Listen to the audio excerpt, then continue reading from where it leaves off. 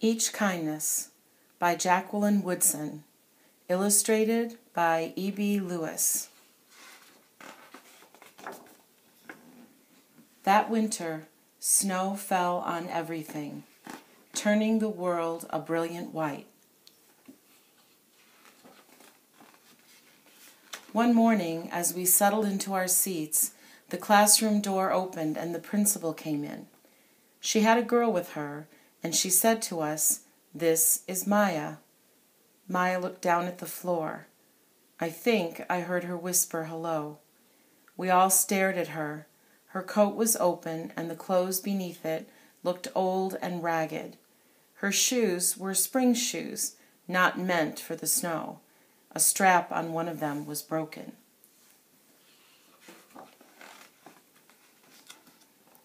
Our teacher, Miss Albert, said, "Say good morning to our new student." But most of us were silent.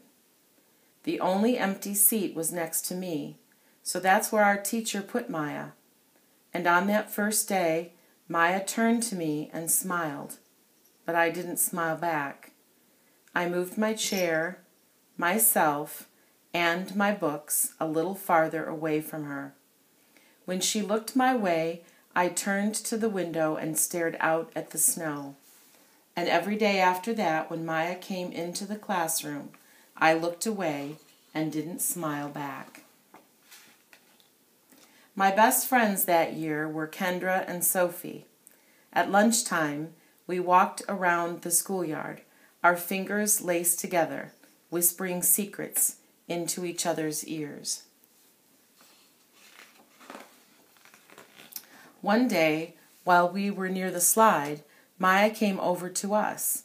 She held open her hand to show us the shiny jacks and tiny red ball that she had gotten for her birthday. "It's a high bouncer," she said, but none of us wanted to play, so Maya played a game against herself. That afternoon, when we got back into the classroom, Maya whispered to me, "Bet you can't guess who's the new Jacks champion of the world." Behind me, Andrew whispered, "Chloe's got a new friend. Chloe's got a new friend." "She's not my friend," I whispered back.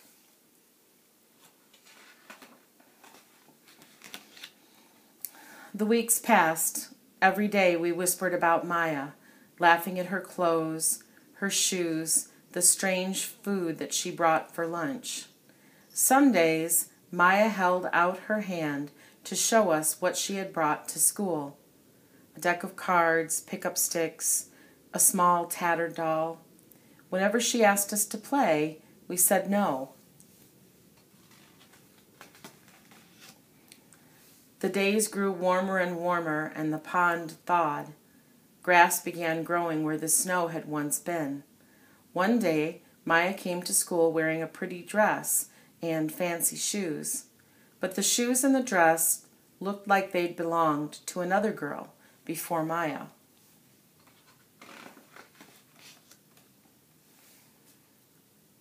"I have a new name for her," Kendra whispered. "Never knew. Everything she has came from a second-hand store." We all laughed. Maya stood by the fence.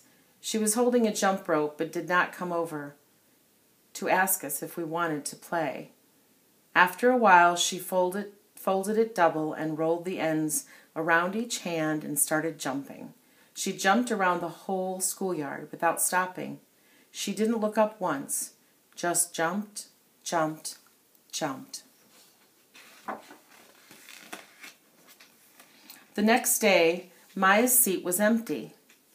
In class that morning, we were talking about kindness. Miss Albert had brought a big bowl into the class and filled it with water. We all gathered around her desk and watched her drop a small stone into it. Tiny waves rippled out away from the stone. "This is what kindness does," Miss Albert said. "Each little thing we do goes out like a ripple into the world." Then Miss Albert let us each drop the stone in as we told her what kind things we had done. Joseph had held the door for his grandmother. Kendra helped change her baby brother's diaper. Even mean old Andrew had done something. I carried teacher's books up the stairs, he said, and Miss Albert said it was true. I stood there holding Miss Albert's rock. It was in my hand, silent. Even small things count, Miss Albert said to me gently, but I couldn't think of anything, and so I passed the stone on. Maya didn't come to school the next day, or the day after that. Each morning I walked to school slowly, hoping this would be the day that Maya returned, and she'd look at me and smile, and I promised myself this would be the day I smiled back.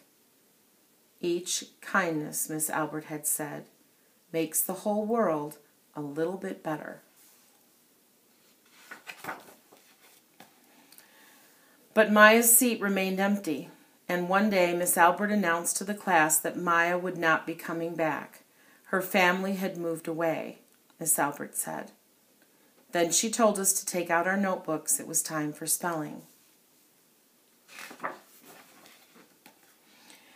That afternoon I walked home alone.